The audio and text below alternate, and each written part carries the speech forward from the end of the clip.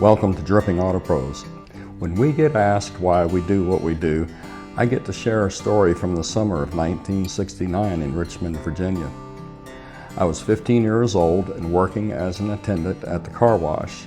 My manager was a guy named LeRoy who was about the size of George Foreman. And LeRoy, among other things, did what we call today detailing and paint correction. Back then we called it simonizing.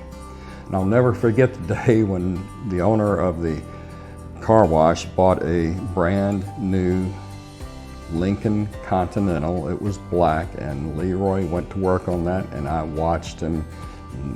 He explained to me the process, and I thought to myself, I'm going to keep my cars looking that way, and I did.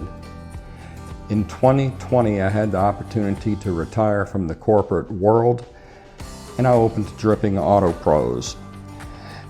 It's just something I love to do. I love making vehicles shine. I like making owners come in here and ooh and ah about the work that we do.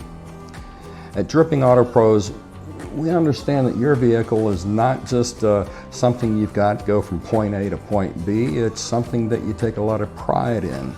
And we want you to have the best possible experience here.